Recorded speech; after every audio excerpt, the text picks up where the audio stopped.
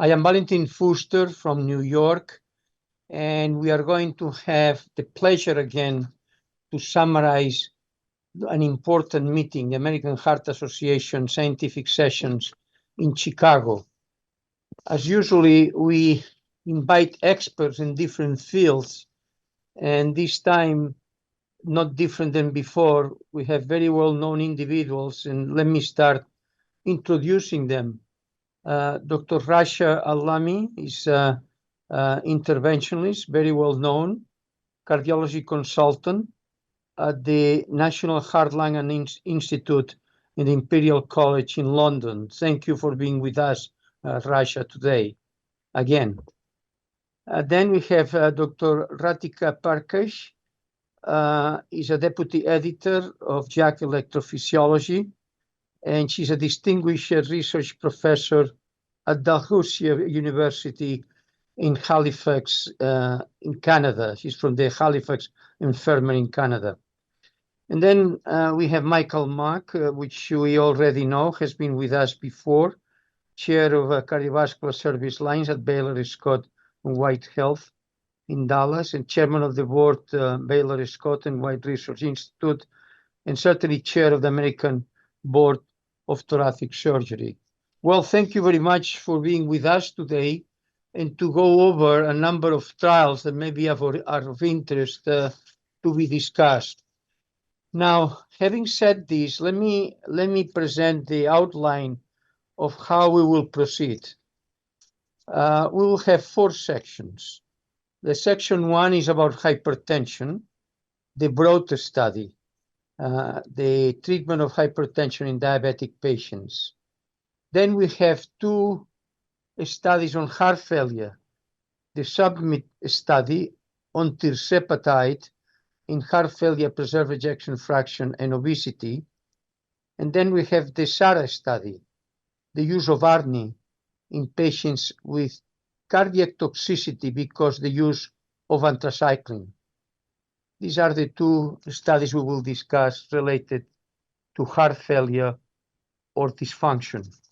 Then we have 2 electrophysiology studies today, the so-called BANISH-2 study, catheter ablation versus antiarrhythmic drugs in patients with ischemic heart disease and ventricular tachycardia. And then we have a very interesting study, I believe, the so-called OPTION study, which is patients that undergo ablation of atrial fibrillation. And the question is, do we do ablation alone, or we take advantage and we close the left atrial appendix? Interesting.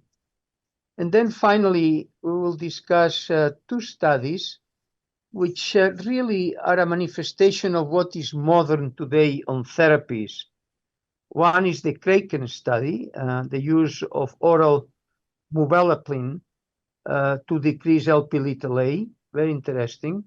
And the other is one of the first studies that we have, studies that we have in gene editing, ATTR cardiomyopathy, the use of this approach, gene editing, for the treatment of ATTR amyloidosis, cardiac amyloidosis. Well, this is the index of what we are going to be discussing. Some papers actually are quite exciting. And let me begin with the first paper, the BPROAD study. The BPROAD study, the title as it is presented in the New England Journal today, is intensive blood pressure control in patients with type 2 diabetes. I have to say, a very well done study in China. And let's now move into the details. We already know about the SPRINT study, a study in which blood pressure in one group was treated aggressively with a systolic of less than 120 millimeters of mercury. In the other group was a standard approach with a blood pressure systolic of less than 140. So an intensive approach versus a less intensive approach. But these patients in the SPRINT were not diabetic patients. They were excluded from the study. And certainly it was a significant benefit in terms of cardiovascular events in such patients when were treated rather in an intensive way their blood pressure. Well, what about diabetes? That's exactly almost the same study, the BPROAD study, but in this case, the patients are diabetic. So let's now go into some details. The investigators enroll patients 50 years of age or older with type 2 diabetes and elevated blood pressure in an increased risk of cardiovascular disease at 145 clinical sites across China. Again, the aim with the intensive approach was a systolic blood pressure of less than 120 millimeters of mercury, and in the less conservative approach or standard approach, the goal was achieve a systolic blood pressure of less than 140 millimeters of mercury. The follow-up was long, actually, 5 years. The primary outcome was a composite of non-fatal stroke, non-fatal myocardial infarction, treatment or hospitalization for heart failure, or death from cardiovascular causes. Not too different, actually, than from the SPRINT study. Number of patients, significantly high number, near 13,000, half treated with intensive treatment group approach, I would say, and the other half with the standard treatment. They were enrolled from February of 2019 through December of 2021. 45% were women. Mean age, 63 years. At 1 year, actually, the average blood pressure in the intensive treated group was 121 millimeters of mercury, very good. While in the less intensive treated group, the average was a median of 135 millimeters of mercury. Well, let's move into the results now. During a median follow-up, which was long, of near 5 years, there were 1.65 events per 100 person years in the aggressively treated group versus 2.09 events per 100 person years in the group treated more conservatively. Hazard ratio, 0.79. P-value, less than 0.001. The incidence of serious adverse events was similar in both treatment groups. And by the way, we will discuss this in a moment, which were about 30% incidence of serious adverse events in each of the groups. However, in the aggressively treated group, as expected, there were more symptomatic hypotension and hyperkalemia, both together in 4% of such patients treated intensively. So in conclusion, and I read the conclusion from the New England Journal paper published today, among patients with type 2 diabetes, the incidence of mentioned cardiovascular events was significantly lower with intensive treatment targeting a systolic blood pressure of less than 120 millimeters of mercury than with the standard treatment targeting a systolic blood pressure of less than 140 millimeters of mercury. Well, that's the summary of the study. And first of all, Rasha, can I ask you your reaction? You know, I love this study. So I think we've known for a long time that there is, the lower the better paradigm makes sense.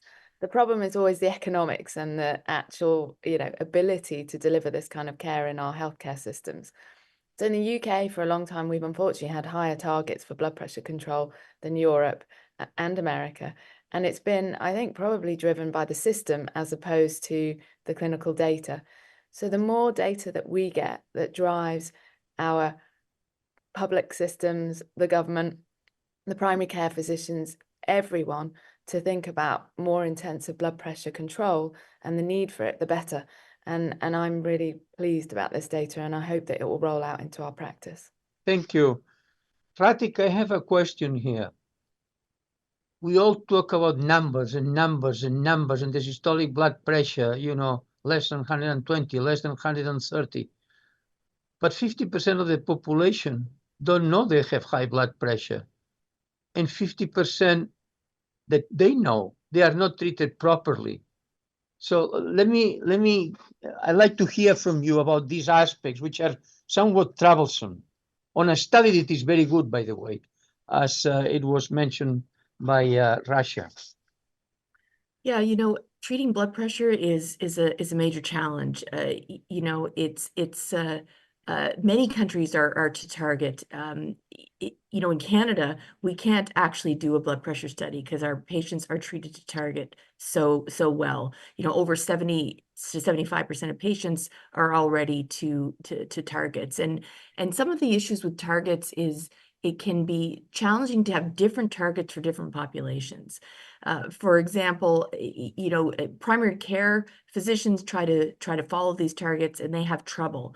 In Canada, we're actually going to come up with one target for everybody to make it easier to try and reach this. I think that the patients who stand to benefit the most are the patients who are not properly treated.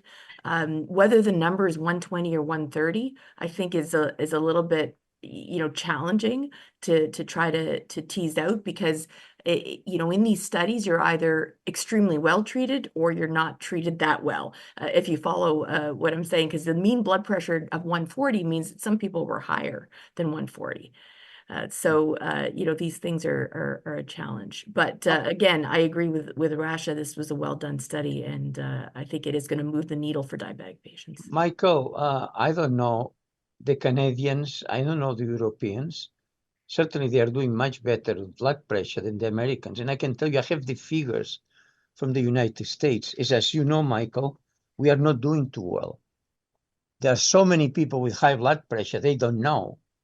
And those that know, they are not a high percentage that are treated properly. So what is happening in the United States compared with what you heard? Well, I think the same thing's happening in the United States as we heard happening in England. The issue is expense and compliance. Patients can't afford their medications, and they don't feel good taking them, or they don't remember taking them, and compliance isn't great. And what we're also seeing now is, as we move to care in the home, we are moving away from spot blood pressure checks in the office to frequent daily blood pressure monitoring of patients at home. And that's causing a whole nother issue of frequent calls to primary care physicians or mid-level providers when they get a single elevated blood pressure during the day. So, we are moving to more continuous monitoring of blood pressure rather than just spot checks in the office at predefined times. Just a final comment. Let's not to forget, hypertension is the #1 cause of mortality today. And so this is a very troublesome issue. Anyway, we have to say, and I agree, this is a very good paper. And certainly we should be much more conscious of what we can do for blood pressure treatment. All right, good thus far. Let's now go into two papers that have to do with actually heart failure. The first one is the Submit paper, also published in the New England Journal, and the title is Tirzepatide for Heart Failure with Preserved Ejection Fraction and Obesity. This was presented by our friend Milton Packard from Dallas. And it's interesting, we've heard so much about this, with semaglutide, for example, publications in 2023, 2024 in obese patients with heart failure and preserved ejection fraction. And those studies with semaglutide were very much focused, I would say, in weight loss and some data, interesting data in cardiovascular disease events prevention. Well, tirzepatide, it seems to me, is a little bit more advanced than what we know about semaglutide.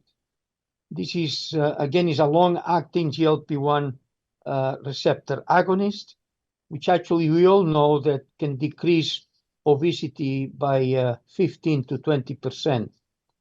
What is the difference between this study and what we know about semaglutide?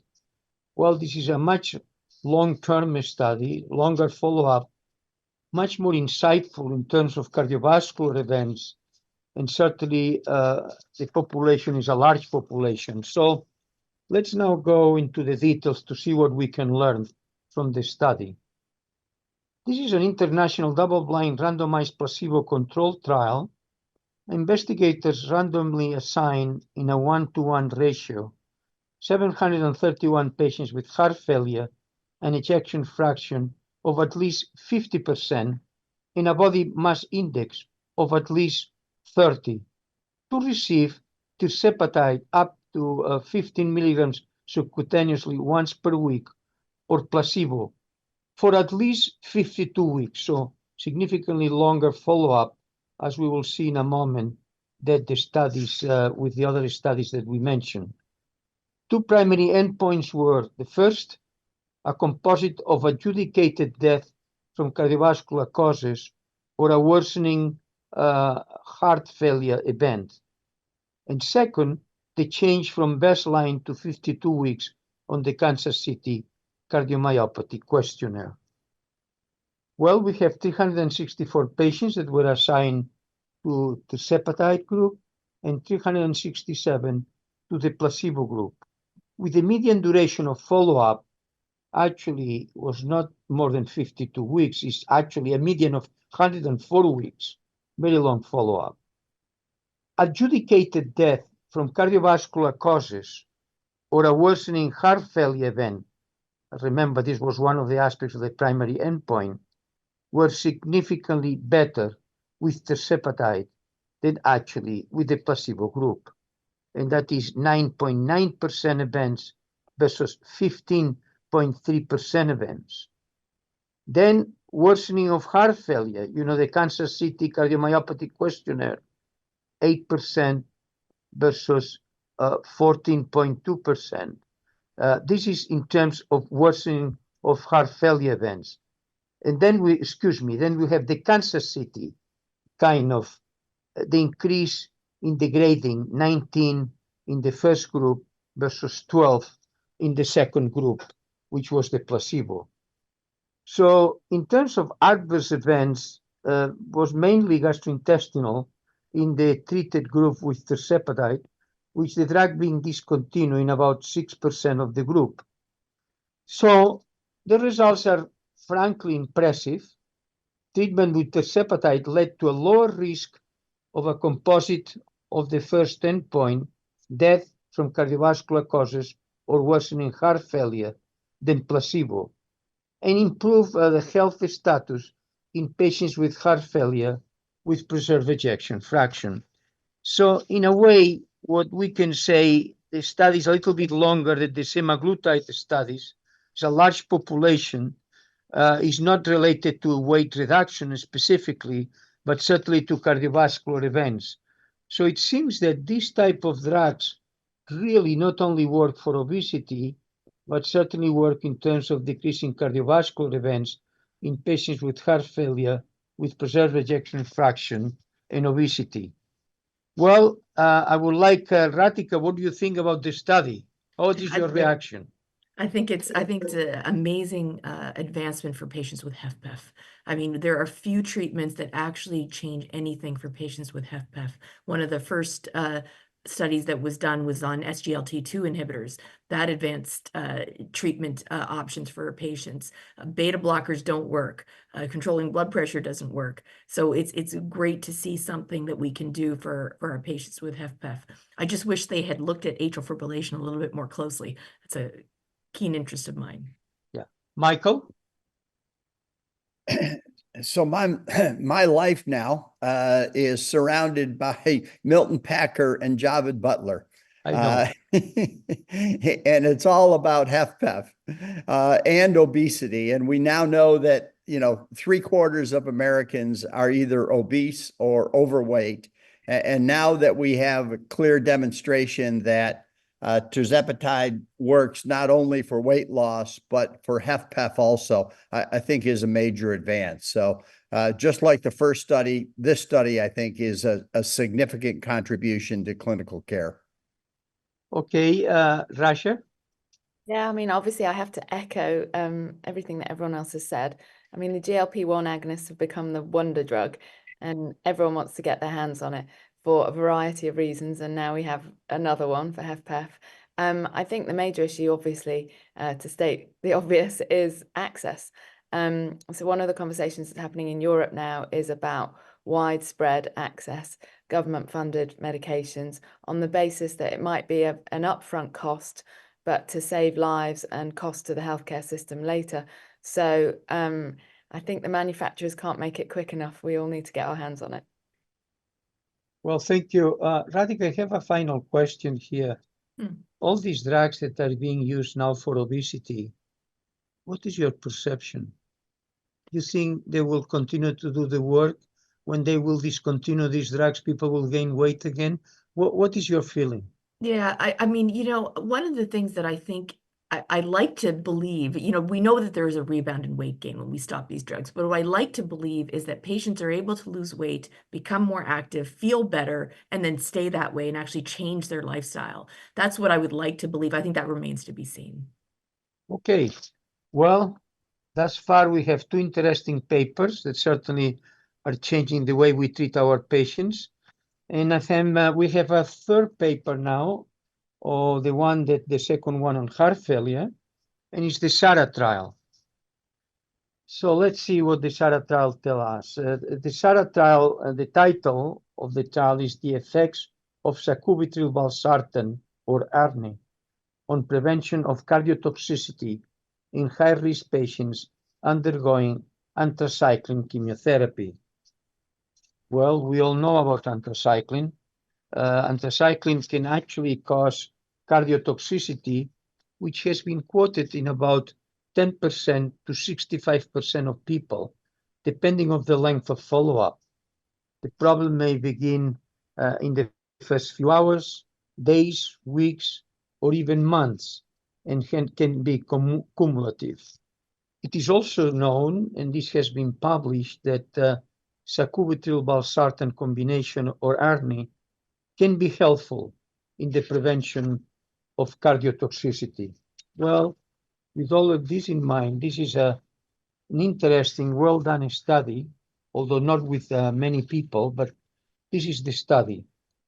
It's a single-center study, randomized double-blind prospective placebo-controlled clinical trial done in Brazil in the Erasto Gardner Hospital with 100 patients. These patients were recruited between March of 2022 and August of 2024, with a follow-up of 24 weeks. The patients were over age of 18 years, with cancer undergoing the treatment that we mentioned, and had an increase in high sensitivity troponin 1 above the 99th percentile after the use any concentration or dose of chemotherapy. That is, the patients were actually entering into the study when already was some degree of injury. Well, sacubitril/valsartan dose, 97, 103 milligrams twice daily. And then we have the placebo with the follow-up, as we mentioned, of 24 weeks. What about the primary endpoint? I think it's a good one, actually. The incidence of a greater than 15% reduction in global longitudinal strain of the left ventricle, as we mentioned, after 24 weeks of treatment with ARNI versus placebo. There were secondary endpoints, actually with echo and CMR, ejection fraction, ventricular volumes, etc. Biomarkers like proBNP and troponins, and certainly clinical events, hospitalization, symptomatic heart failure, transplantation, etc. These were secondary endpoints, but I repeat, the primary endpoint was the global longitudinal strain reduction. The study, just to make a comment, is important. It was an intention to treat analysis. Well, the results were actually very good, not unexpected. The global longitudinal strain, a decrease of more than 15%, took place in 7% of the ARNI patients versus 25% on the placebo, with a relative risk reduction of 77%. Then we have secondary endpoints, certainly an improvement in echo CMR, left ventricular ejection fraction, left ventricular end-diastolic volume, and left ventricular end systolic volume with the appropriate treatment group with ARNI. Then we have, let me see, we have on the clinical side, no difference on clinical events at 24 weeks, symptomatic heart failure, hospitalization for heart failure, heart transplant, death of all causes, cardiovascular death. There were no difference between the ARNI group and the placebo group. So these are the conclusions. ARNI group in the SARA trial showed the following. Reduced cardiotoxicity assessed by the global longest reduction in strain greater than 15% in patients with elevated troponins. They improved remodeling, better parameters involving left ventricular remodeling, ejection fraction, volumes, etc. And I didn't mention there were no serious adverse events in both groups. So the final conclusion as it was presented is the SARA trial is the first study to demonstrate the cardioprotective effect potential of ARNI in high-risk patients receiving the chemotherapy that we mentioned. That is the approach with anthracycline in patients with cancer. Well, the results are also very impressive, I would say. Rasha, do you have a comment? Yeah, I mean, I think my main comment is that the investigators are to be congratulated. These are a really hard group of patients to study, right? And in that cardio-oncology space, I think we've been pretty poor over the years at thinking about the cardiac kind of downstream effects of chemotherapy agents. We've thought probably that most of it's inevitable and that there isn't a way to prevent it or to treat it.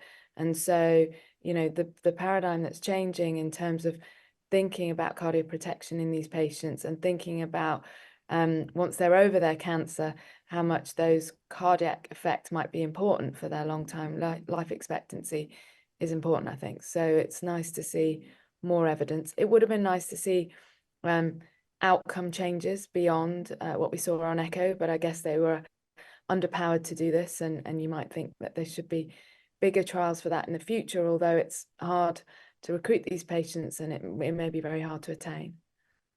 Yes, 100 patients actually only follow up 24 weeks, so you cannot expect much. So, Ratika, what is your view? Yeah, I mean, I think that the study showed that we could potentially alter the effect of the anthracyclines on the cardiotoxic, outcome. And so, we can kind of modify the potential that it would occur. That's what I believe this study showed. And, with newer immune modulating therapies coming out for cancer, I think this is critical for us to understand how we can modify the progress of cardiotoxicity to stem the tide before it arrives, so to speak.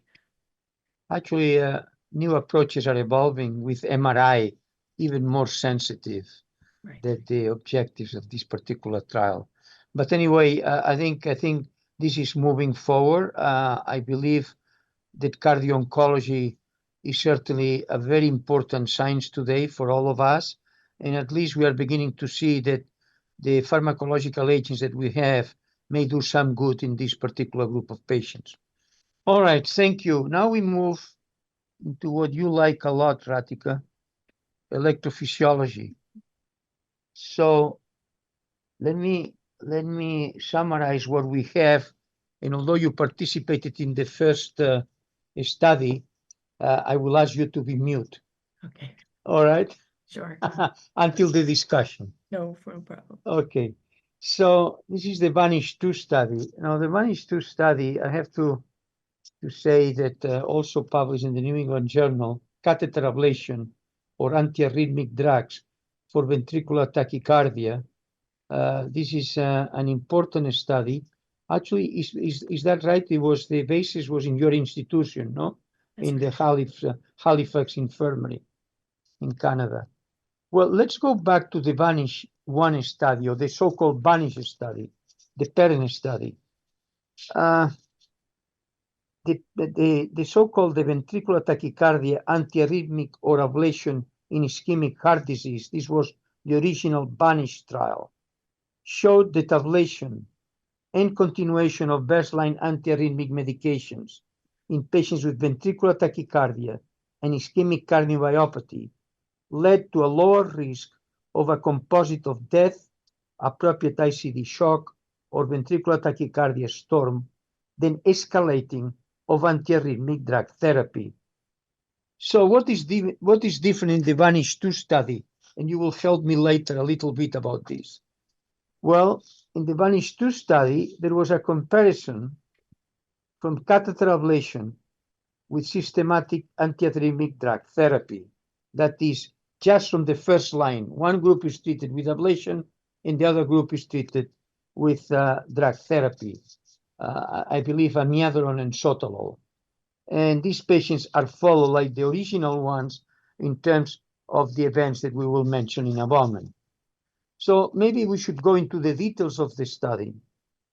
This is an international trial in which the investigators randomized 1-to-1 ratio patients with previous myocardial infarction and clinically significant ventricular tachycardia, defined as ventricular tachycardia storm, receipt of appropriate implantable cardioverter defibrillator shock or anti-tachycardia pacing, or sustained ventricular tachycardia terminated by emergency treatment.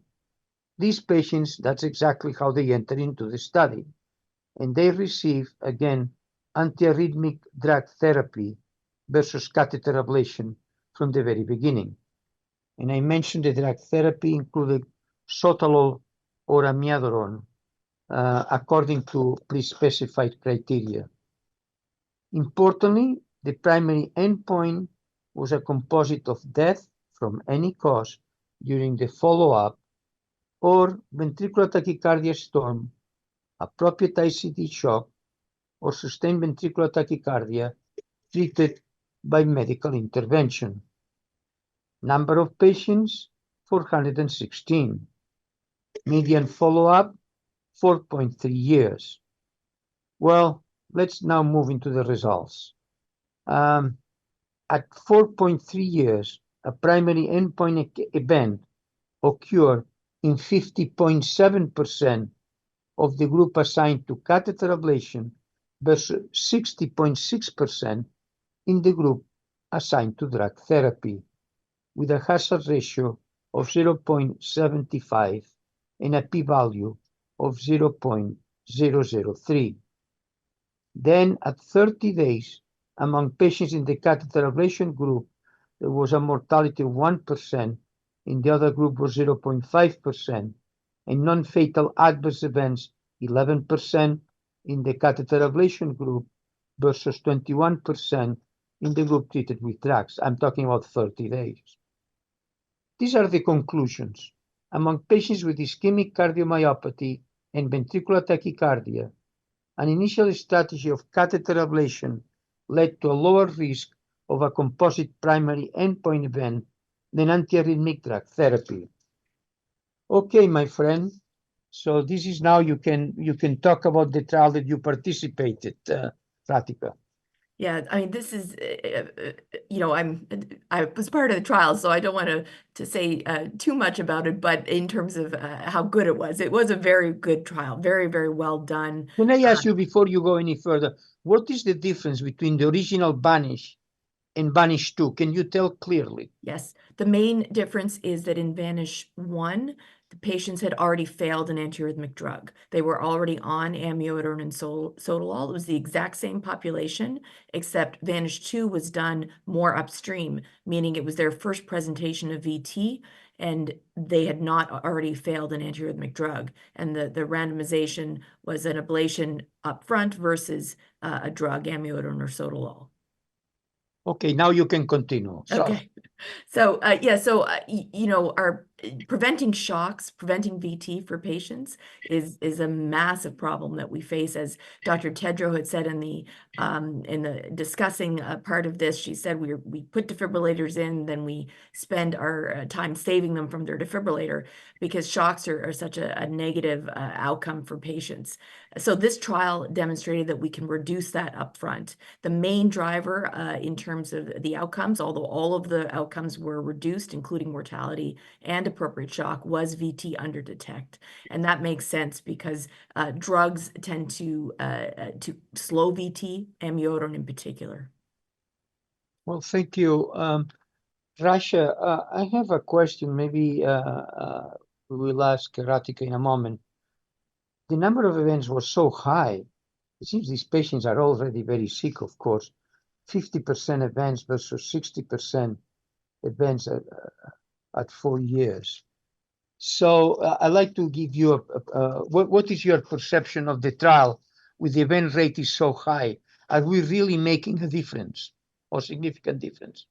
Yeah, thanks very much. I mean, again, I mean, these trials are really hard to do. This is a patient population that is really sick.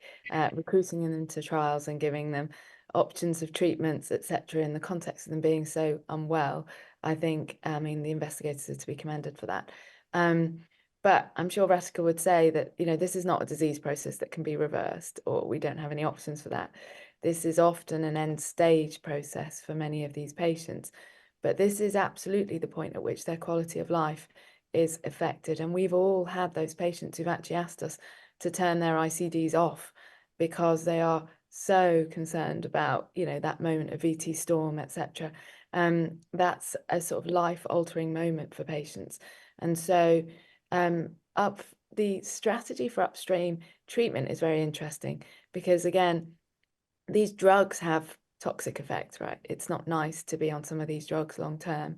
I do wonder though, and maybe I can ask Ratika, the risk of the procedure is also not inconsequential, and how much was that kind of thought about within the trial? Because they're not easy procedures to do either, right? Yeah, no, that's a very good point. But when you look at the adverse event from the drugs versus the ablation, they were similar. So the drugs have significant negative effects versus the ablation, which is an upfront procedural cost that you have to pay. But it was very low. We were very pleased with the outcomes of the ablation procedures. Can I ask Michael and you, Ratika? I have a question. Certainly the event is very high. How much of the transplantation field is really getting into this? Many of the patients were actually under the age of 65. And the question I have is that, are you thinking, Ratika, on transplantation in some of these patients? And I am also asking to Michael with his perception. Go ahead, Michael. No, go ahead, Ratika, you go, and then I've got a question for you also. Okay, sure. Yes, I mean, the idea is to not get these patients, to save them from transplant if we can. Sometimes you just can't do much. The issue with ischemic patients is they often have other concomitant disease that might prevent them from a transplant, like diabetes and so on. So, not many of these patients go on to transplant. Yes, they were younger, but that is not a common end game for this patient population. Thank you. Yeah, Michael? I agree with Ratika there. We also have some experience in Europe now with the Carmat total artificial heart, and about 20% of those patients receive a total artificial heart for VT storm. So it is unusual, but not unheard of, to either undergo transplant or a total artificial heart. My question for Ratika is, if I look at the composite endpoint of this trial, it's mainly driven by treated VT below the detection of the defibrillator, and VT storm was the same in both groups. So is the main driver of the clinical endpoint a significant one clinically? Yeah, VT underdetect is actually, quite a dangerous thing for patients, because sometimes they don't even know it's happening. They're not symptomatic until they fall off the curve and are in florid heart failure, and then it can sometimes be hard to bring them back even after treating the VT. So VT underdetect is a significant endpoint. Having said that, all of the direction of the reduction was favorable. VT storm, I agree, was not different. Amiodarone is a very potent antiarrhythmic drug. It's really quite something that ablation was able to do better than amiodarone in this trial. Most of the benefit, when you look at the amiodarone versus sotalol strata, we actually stratified by amiodarone and sotalol. Most of the benefit was in the sotalol stratum, where you have a significant reduction just in the sotalol stratum alone, and then not so much in amiodarone. But yes, VT underdetect is a major problem for our patients. It tends to be incessant and can really cause some hemodynamic collapse for patients. Okay, well, thank you very much for discussing this interesting paper. And we now have the next one, which I think is quite interesting too, actually, is the so-called option study, which is entitled Left Atrial Appendage Closure After Ablation for Atrial Fibrillation. A fascinating concept, I think, and that is when we go for ablation in atrial fibrillation, you place the patient on anticoagulants. You think you are decreasing stroke, and you do, but then you have the issue of bleeding, and the question is why we don't do ablation followed by left atrial appendix closure. You might decrease the bleeding situation, or you might avoid it, but maybe stroke increases. So it's a very interesting question that actually was addressed in the option study. And now I'm going to go into the details of the study. This was an international randomized trial involving 1,600 patients with atrial fibrillation who had an elevated score, Chats-Basque score, of equal or more than 2, and who underwent catheter ablation. Well, all of them. Patients were randomly assigned in a 1-to-1 ratio to undergo left atrial appendix closure or receive oral anticoagulation. Now, the primary safety endpoint tested for superiority was non-procedural related MESA bleeding or clinically relevant non-MESA bleeding. Makes sense. The primary efficacy endpoint tested for non-inferiority was a composite of death from any cause, a stroke, or systemic embolism at 36 weeks. Also, it makes a lot of sense. Well, here we are with 803 patients that were assigned to left atrial appendix closure, a site of the ablation, of course, and 797 who have the ablation with the use of anticoagulation. Well, let's see what happened at 36 months. Primary safety endpoint event occurred in 8.5% of the left appendage closure group versus 18.1% in the anticoagulant group, with a p-value of 0.001 for superiority. And also interestingly is the primary efficacy endpoint that occurred in 5.3% in the first group, in 5.8% in the second group, with a p-value of 0.001 for non-inferiority. This is fascinating to me. We'll talk in a moment where this is driving at. But certainly the conclusion, as pointed out in the New England Journal, is that among patients who underwent catheter-based atrial fibrillation ablation, left atrial appendage closure was associated with a lower risk of non-procedural related MESA or clinically relevant non-MESA bleeding than oral anticoagulation, and was non-inferior to oral anticoagulation with respect to composite of death from any cause, a stroke or systemic embolism at 36 months. Ratika, this appears to be perfect. Is this where we are going? Well, it's interesting because I see there's obviously an appeal. You're in the left atrium. Let's put the closure device in. But the issue is that we do ablation to modify risk, right? I mean, the burden of AFib, it goes down dramatically after an ablation, and that field is progressing rapidly. We're able to do more with AF ablation, and so the risk of stroke is actually lowered. We think it's lowered, although we don't have the good long-term data for that. So, it's almost like you've done too much in these patients. I really think closure devices need to be reserved for people who can't take oral anticoagulation. And interestingly, we're trying to get patients off anticoagulation altogether after an ablation. So they need nothing for stroke prevention because of the burden decrease. So, I agree. It is compelling and it's obviously interesting, but there are some other issues I think we need to consider, that the population is not at high risk for stroke. Well, actually, also to take into account that the left atrial appendix occlusion, which takes place just after the ablation. Is this correct? Patients are on oral anticoagulants and aspirin for 90 days and then followed by aspirin alone until 32 months after randomization. It's not correct. So anticoagulation is not off, at least for a period of time of 90 days and 12 months. That's right. Well, Rasha, what do you think? Yeah, I mean, I think I agree. One of the disappointing aspects, I guess, of AF ablation currently is it hasn't really meant that we've modified the medications that people use post-procedure. Obviously, it reduces AF burden. In some patients, it may reduce their symptoms, but it hasn't really changed the major bit of morbidity for patients, which is taking oral anticoagulants.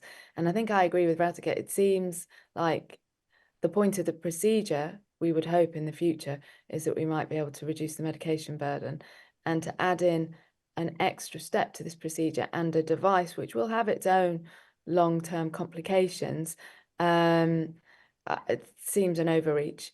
And no one's convinced me with this trial that we should be doing two things at once.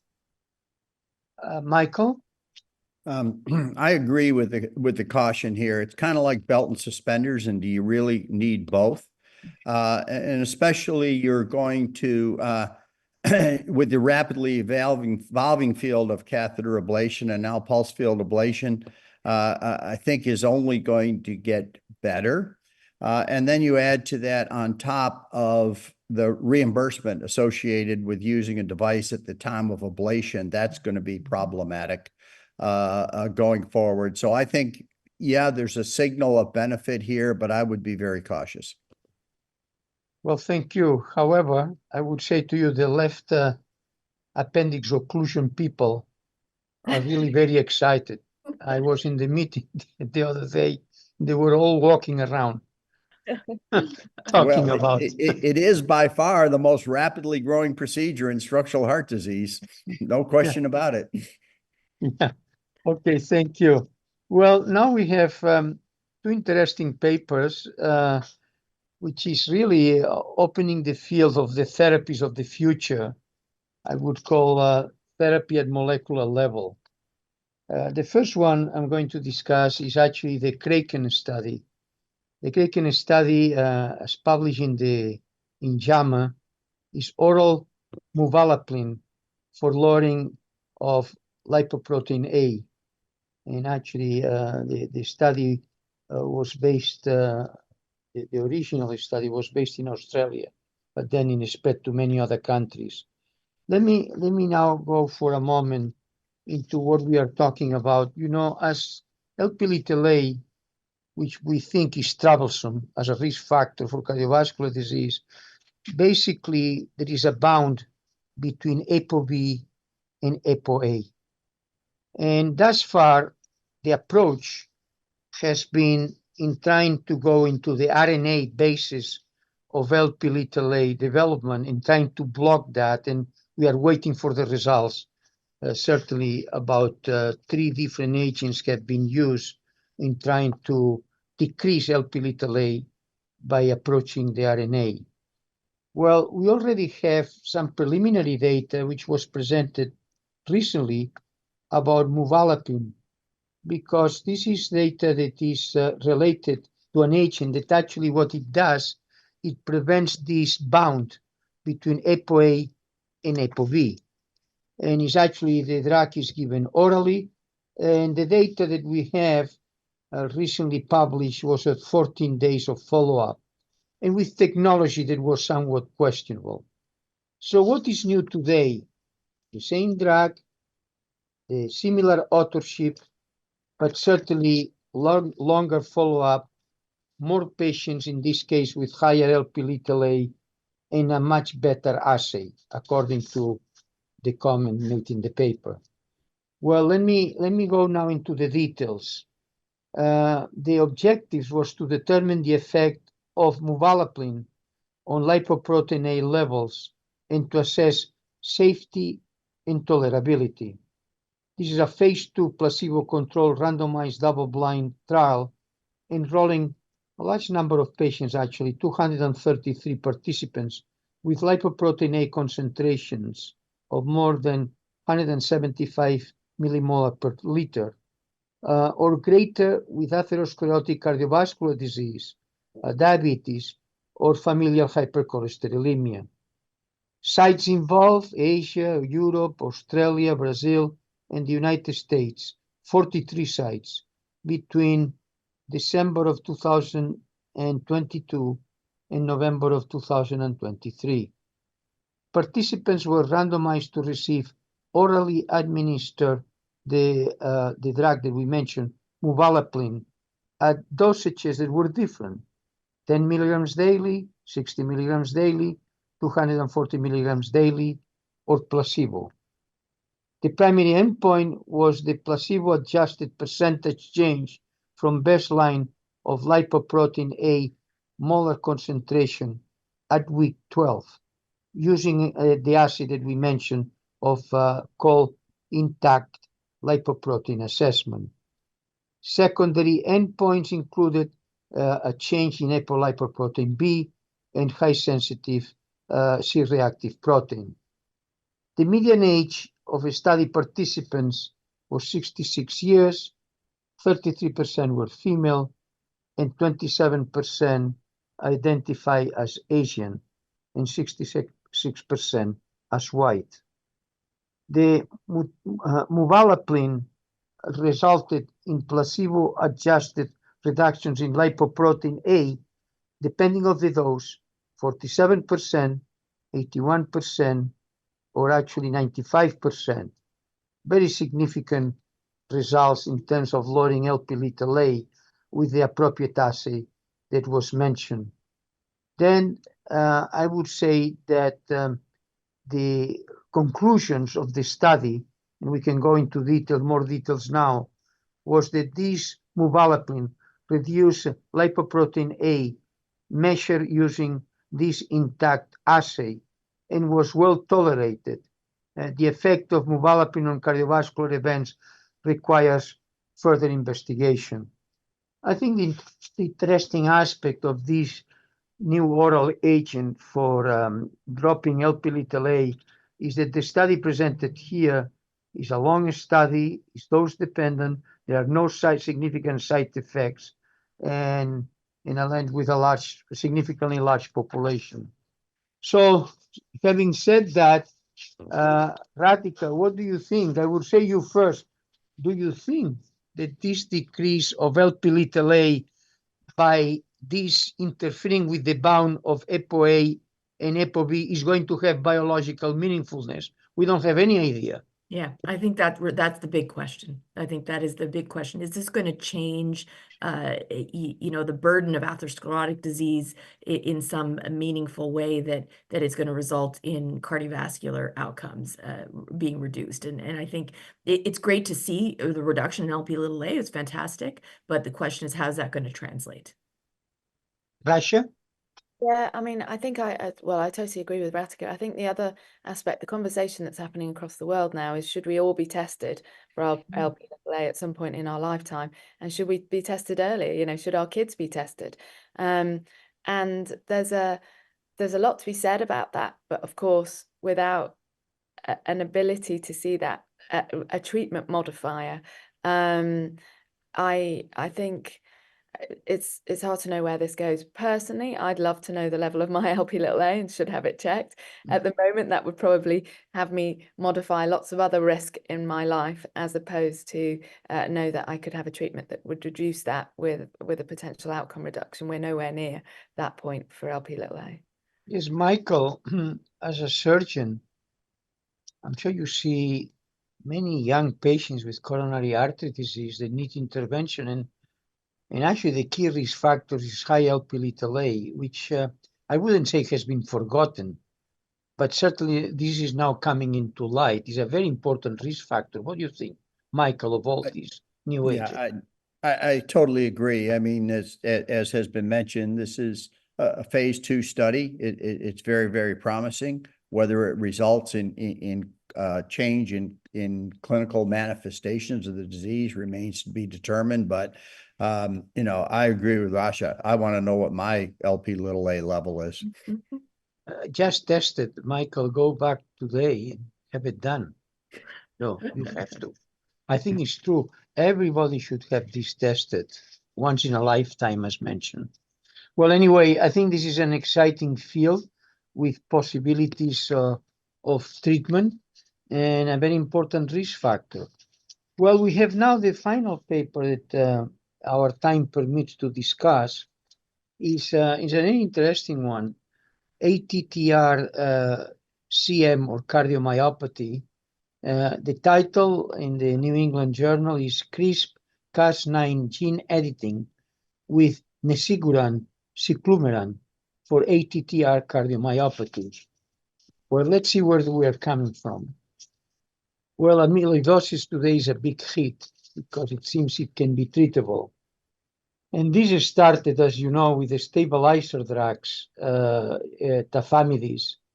Then it moved recently into approaching messenger RNA with vutrisiran. Very exciting. And today, what we have, what is new? Well, we go beyond RNA. We go to the gene. It's just modifying the gene that leads to these fibrils, amyloid fibrils, that may deposit in the heart. Well, in fact, there is some data on this so-called Nex-z cyclomeran. Basically, it's called Nex-z, to be simple. There's some data that can be meaningful in terms of amyloidosis in patients with polyneuropathy. So today, the study is in patients with cardiac disease. And now I am going to, at least to summarize the study that was presented, a very important one. This is a phase 1 open label trial in which a single intravenous infusion of Nex-z was given to patients with ATTR cardiomyopathy. Primary objectives including assessment of the effect of Nex-z on safety and pharmacodynamics, including the serum TTR level, of course. Secondary endpoints included changes in NT-proBNP, in high-sensitive cardiac troponin, and in the 6-minute walk as well, in the New York Heart Association status. Number of patients, 36, that received Nex-z and completed at least 12 months of follow-up. Now, the mean % change from baseline in the serum TTR level was actually 89%, which is fascinating, at 28 days, and 90% at 12 months. I think this is very significant because this was actually a single intravenous infusion of this Nex-z, and we are talking about 90% at 12 months with a single just injection, which is fascinating. Adverse events were reported in 34 patients. I could go over. They say that in 14 patients, this was due to the disease in itself. 2 had transient liver enzyme elevation, etc. NT-proBNP didn't increase, did not decrease, cardiac troponin T did not, but the 6-minute walk was better, and so the New York Heart Association class in terms of exercise. So let me conclude by saying that in this phase 1 study involving patients with ATTR cardiomyopathy treatment with a single dose of Nex-z was associated with transient infusion-related reactions and consistent in rapid and durable reductions in serum TTR. Now, let me talk about the transient infusion-related reactions because I didn't finish. Was rather low. I believe was in 5% or 6% of the individuals. So the results at 12 months with a single intravenous infusion of this very unique approach, which is gene editing, appears to at least open some possibilities on future treatments of this disease and others by gene editing. So we'll start with the surgeon here. Mike, we move from your surgical skills to a molecule. What do you think in terms of therapy? I think this is fantastic. I think right now we're actually seeing an increase in the number of patients undergoing surgery, but it's due to heightened awareness, broader availability of CMR for diagnosis and awareness of infiltrative disease. But I think ultimately what we're going to see is the pharmacologic therapy has made significant inroads, and now on the molecular level, I think we're getting more to the root cause of the disease. And I think this is only a phase 1 study, only a small number of patients, but a major start to make a major difference. Exciting. Rasha? Yeah, I mean, I totally agree. Amyloid is another one of these. What's been great about this meeting is there's a few disease processes that were kind of, end stage, no hope. You don't know what to do with these patients. And amyloid has clearly been one of those, right? So to see a possibility that you could kind of cure disease potentially with gene editing, I mean, that's brilliant, right? That's an approach. I mean, we need to think about that for atherosclerosis, right? We need to think about the vaccine for atherosclerosis, which is obviously, and so, I mean, we should be modeling what they're doing in the amyloid space in a much wider disease. Ratika, it seems to me that all these excitements in amyloidosis is we should identify the disease much earlier, isn't it? As mentioned, I think this is one of the challenges because the potential therapy is fantastic. Yeah, agreed. If you can prevent the whole cascade from even beginning, I think that's going to be the key. And, the unfortunate thing is there isn't many options when they do become progressive because they can recur even after a transplant.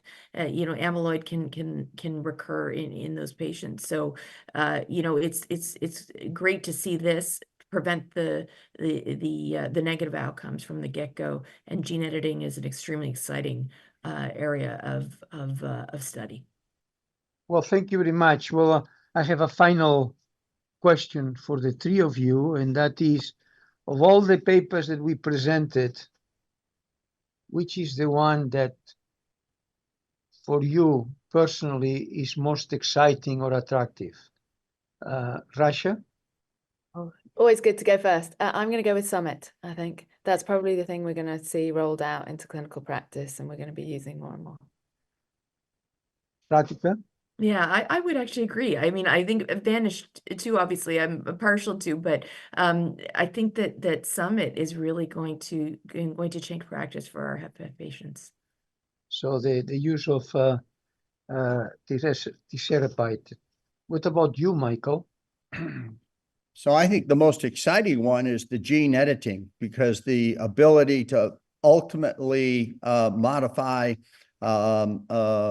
multiple diseases earlier, I think, is the most exciting. But I also agree the one that's going to make the biggest difference clinically in the nearest future is Summit. Very, very clearly, that's going to be the biggest impact one year. Well, thank you very much. To me, the most exciting paper today has been the discussion. And I really appreciate it. It was very nice, and I appreciate the short comments, all very insightful, and it's a pleasure. We hope we can get together again in one of the next meetings. And thank you very much to the three of you. Thank you. Well, Thank thanks you. for asking us to do it.